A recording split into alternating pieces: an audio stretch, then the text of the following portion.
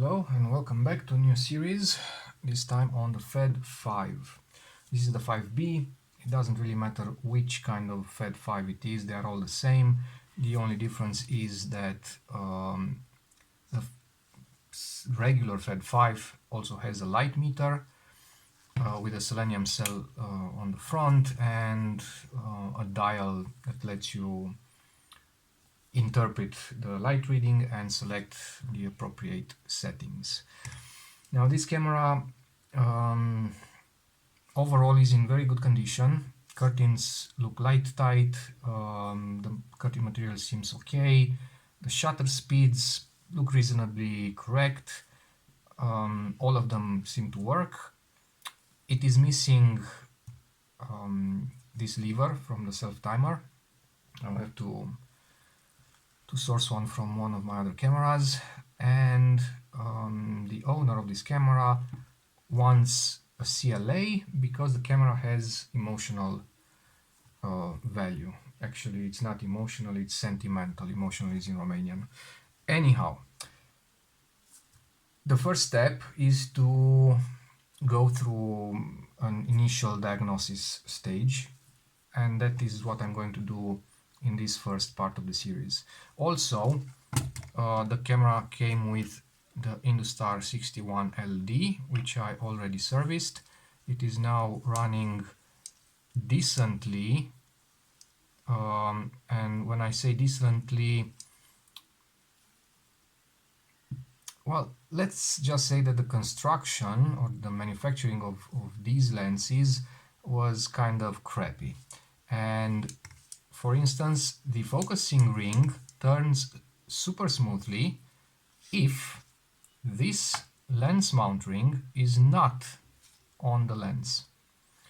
Because what happens when you are focusing the lens, there is a screw, this one, and there is a cutout in this ring, in the lens mounting ring. So every time you focus the lens, basically that screw stops this ring from spinning and transforms the rotational motion into forward and backward movement. Obviously, if the cutout in that ring is sloppy or has rugged edges or so, it will it will bind on the head of the screw, even if only just a tad, but it's enough to give a rough motion. So for instance,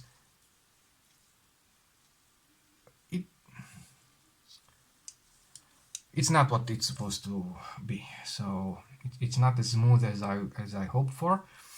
I might as well just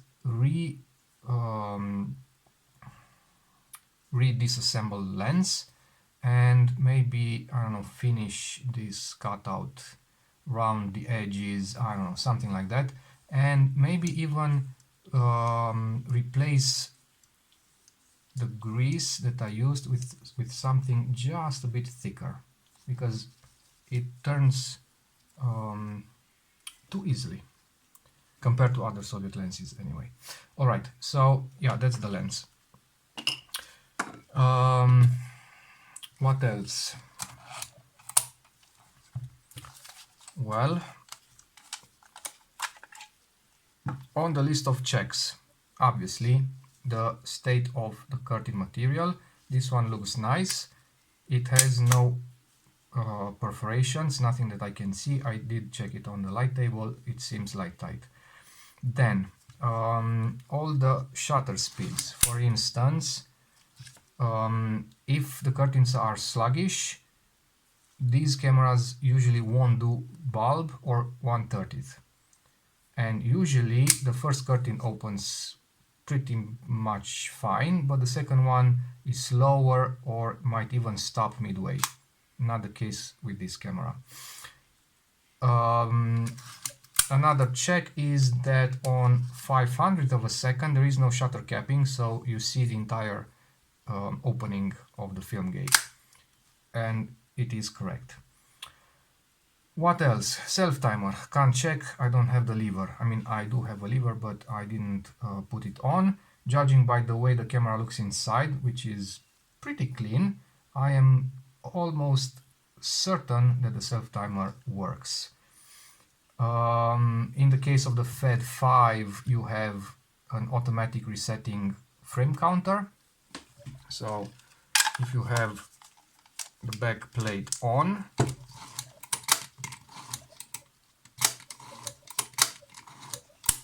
it advances. When you open the back, it resets, and it does. Next, rangefinder. The rangefinder, as long as you can see through it and the patch moves with this lever, then you are fine. So I don't really need to check for adjustment at this stage because I will adjust it anyway. But you need to check for, I mean, it's advisable to check for the working distance. So in order to do that, I will need my depth caliper, and I will need a piece of this cotton pad that I will stick, as always, behind the pressure plate.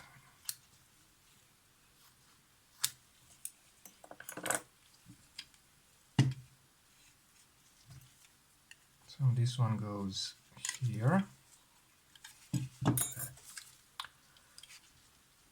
Then I have my dummy piece of film that goes here.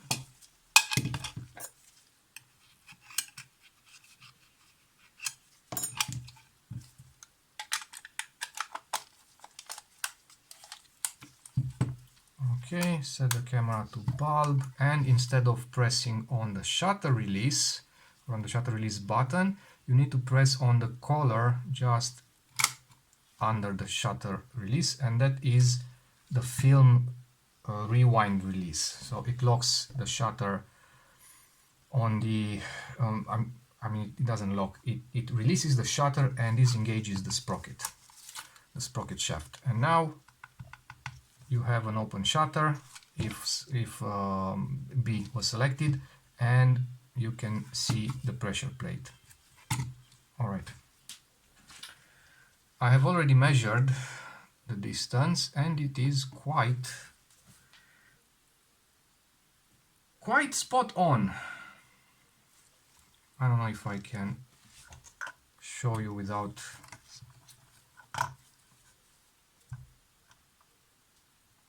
I can't, because see, pressing on the camera changes the distance, but you will need to trust me. If the camera is seated like this, the reading for the center point is 28.79, so that's 0.01 less than it should be, which is totally fine. For the upper right corner, it's 2871, so this is a bit low. Upper left 2882, which is okay. Lower left 2888, which is a bit high, and lower right 28.80 sharp. So basically I have this corner and this center point are all right. This one is okay-ish. No, not that one. Which one? This one.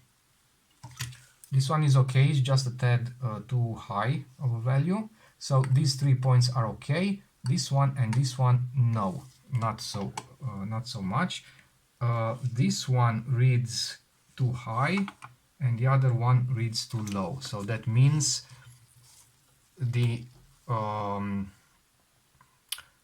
lens mount is like this. So I should remove something from here and add here. All right, now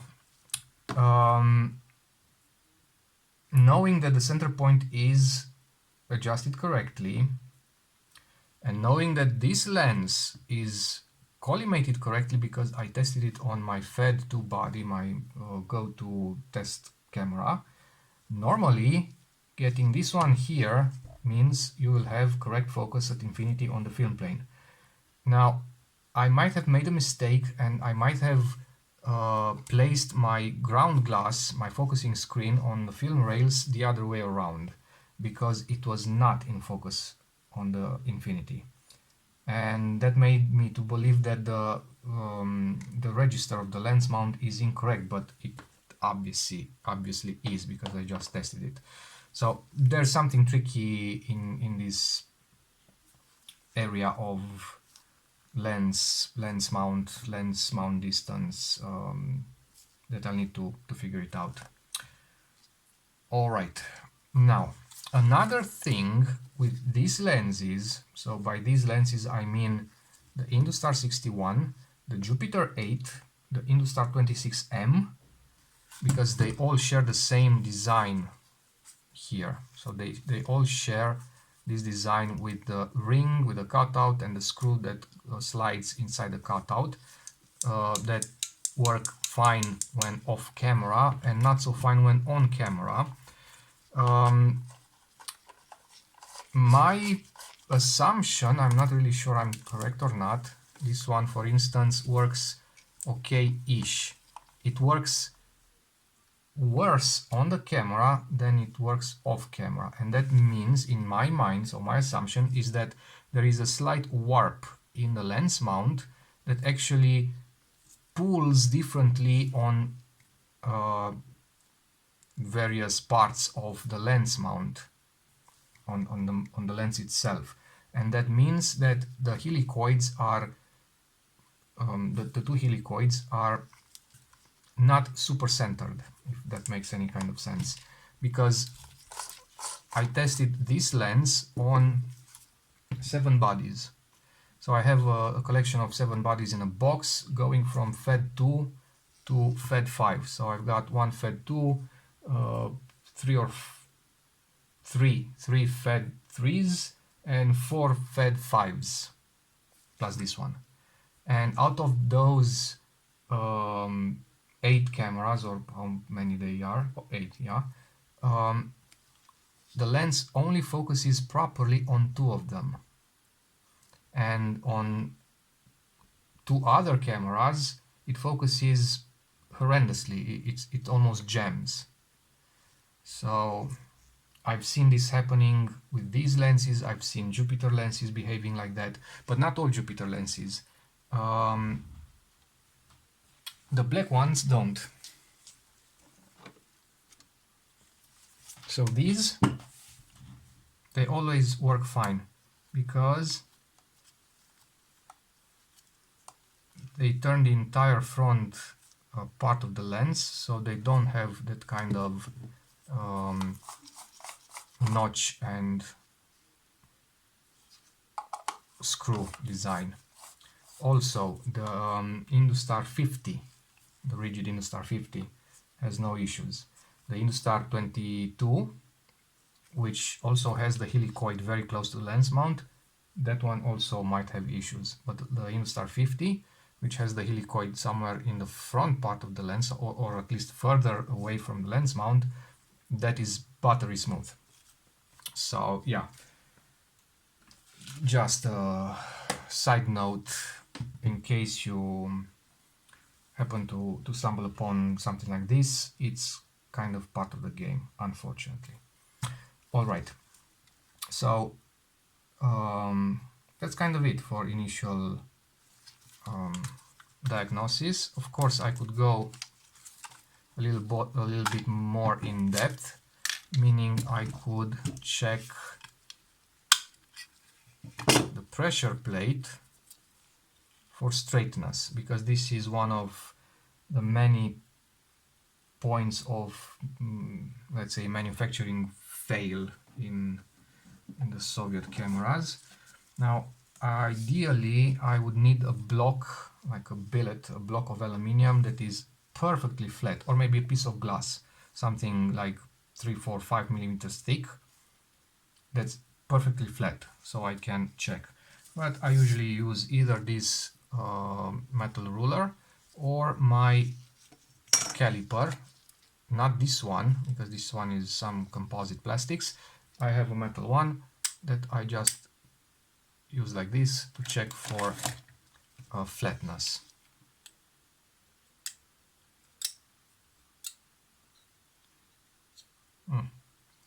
Pretty flat, but not totally flat. So in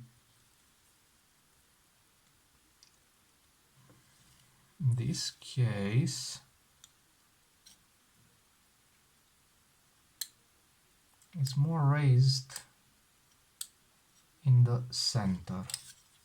Let me check the diagonals.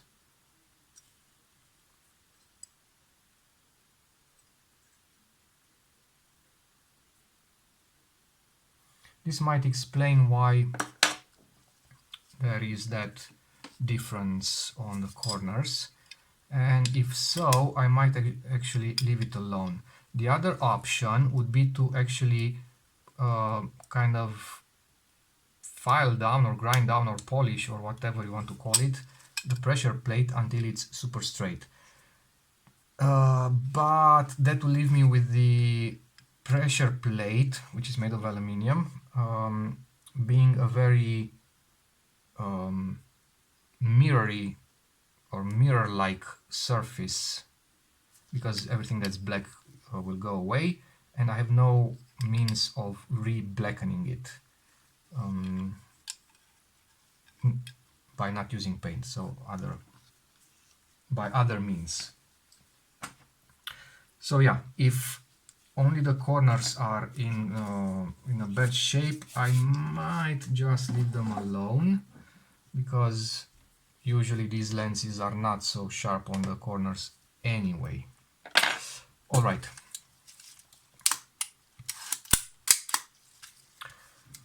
Now, for the disassembly, I will probably add the disassembly of the top part in this video and then move along in the next videos.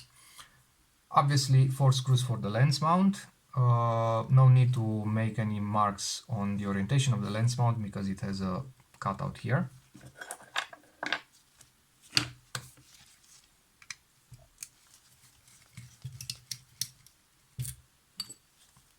And I'm very curious to see what I will find under the lens mount.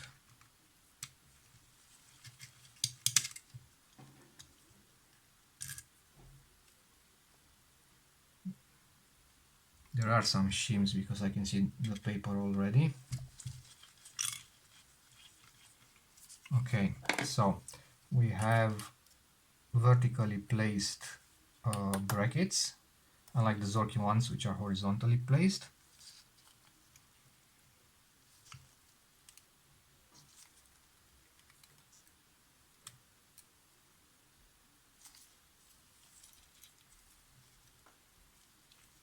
Nothing under the lens mount. I could also check the lens mount for flatness, and I think I will do that. And we have 2 shims.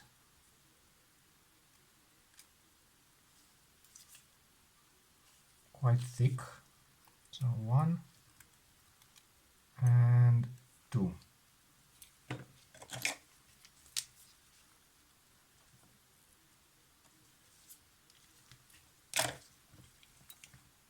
It doesn't matter the order, but I'll just put them back as I found them. Okay, and this is the other bracket.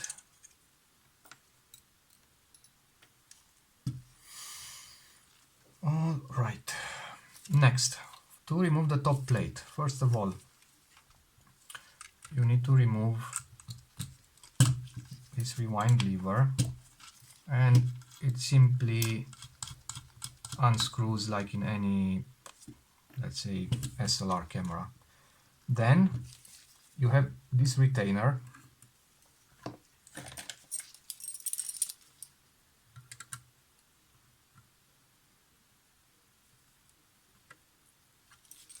Let me see how I can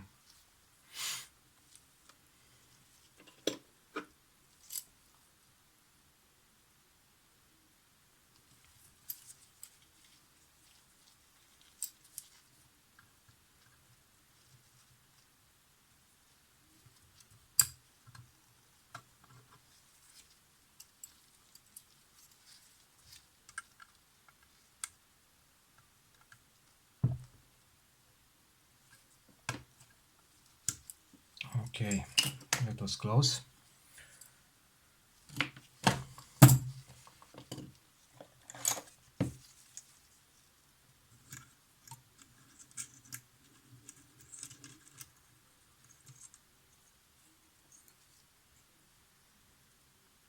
And now you can simply lift this out.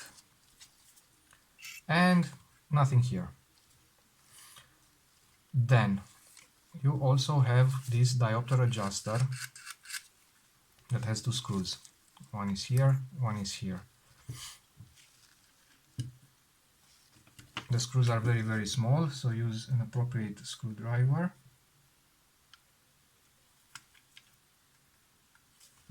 You don't need to completely remove the screws, just a couple of turns is enough.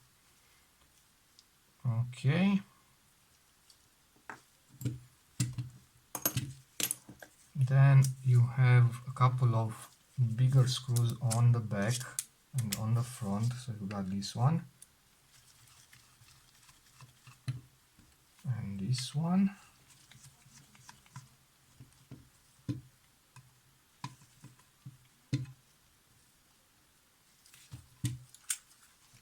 And this one.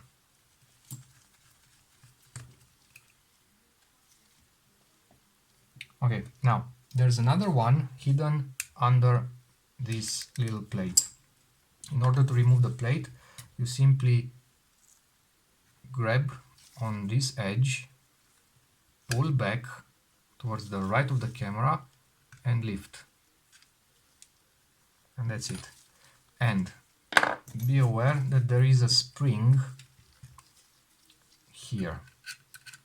Now I've already taken this out once, and obviously the spring fell. And where did it fall? Well, inside here. So be careful. I didn't care about that because I'm opening it up anyway. Next, you have one hole here that gives you access to the adjuster for the horizontal, so the rangefinder patch adjuster for the horizontal, and you have another two screws here. I will be very honest and admit that I don't remember which one is which, so I will leave them alone until one of them is the last one that needs to be removed, or maybe both, I don't remember. And besides, the other FED5 that I worked on recently was the metered one, so it had a light meter cell, and one of those screws was actually keeping some part of the light meter in place.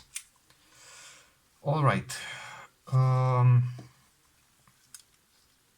couple of screws on this little shutter speed selector that is all wonky, and I've seen this in pretty much all cameras. So when you advance and release, it goes like this. It's just the way it is. Okay, one and the other, and we are down to this part. You have one screw here on the back side, and this should lift. Okay. Now, whenever you see a screw like this, it has a slot in the middle and two lines on the sides. In the Soviet cameras, this usually means that it's a reverse thread, so you will need to open it to the right, so clockwise. And it keeps in place this little guy.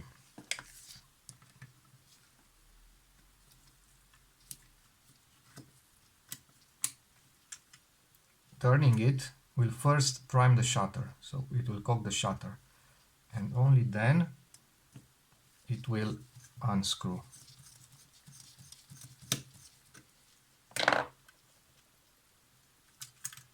Okay, now the spring of this frame counter is attached to a point here on the side.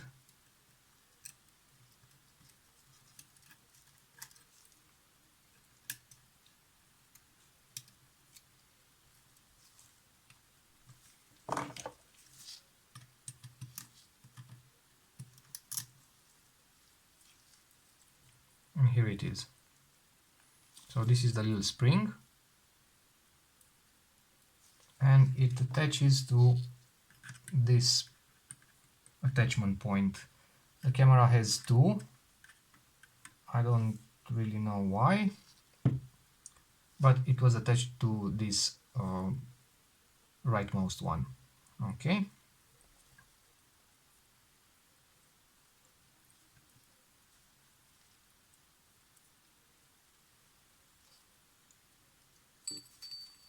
Then you have this little gear that was here in the middle, and you still need to remove 1, 2 and 3 screws. The third one is hidden by this little thing, and this little thing is what allows the frame counter to reset when you remove the back door. The easiest way to do it is to simply replace this back door, because when you do,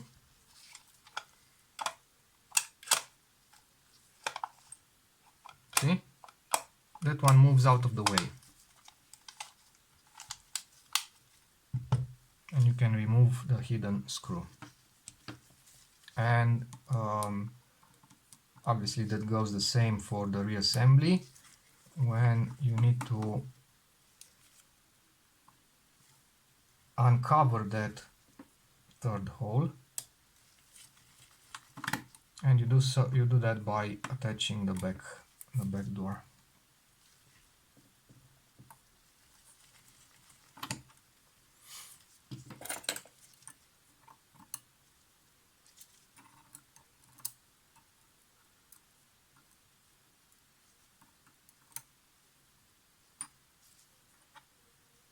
Okay, and this simply lifts off. And now for the final set of screws, these 3 that keep the winding lever in place. Now if you look, see, you can move the winding lever for a certain amount of travel without this moving. And just the same, it goes back to here, and then you can push further the rewind lever without moving this funky shaped spring.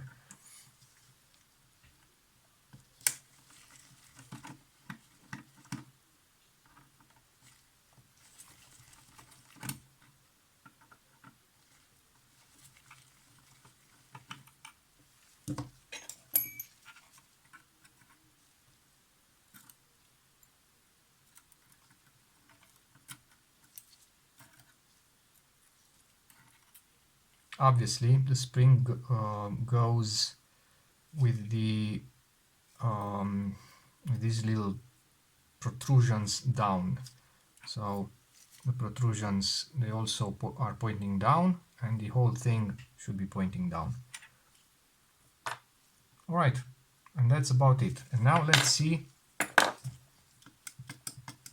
which of the 2 screws is keeping the top plate from being loose. I think it's this one.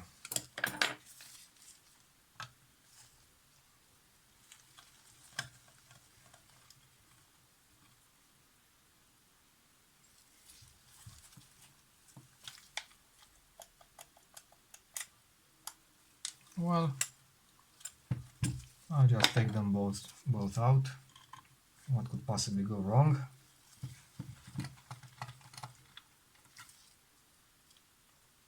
Well, yeah. So this one simply keeps this ornament in place. Oh no, actually it keeps the ornament and the top plate in place. Alright.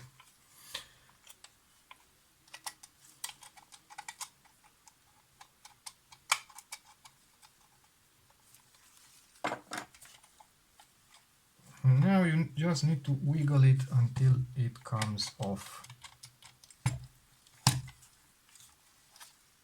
And I think it's easier if you also remove this little lens.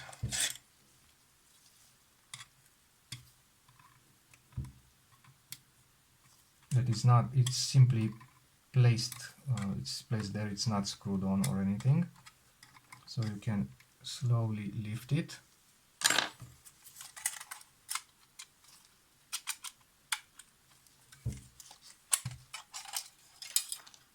Alright, and that's it. This is the top plate.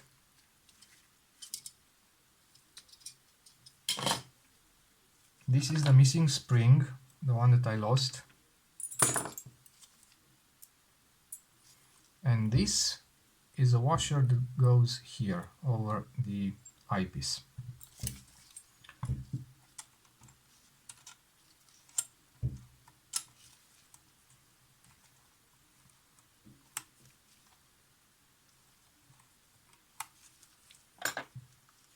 And now I could put this one back just to see the workings of the camera.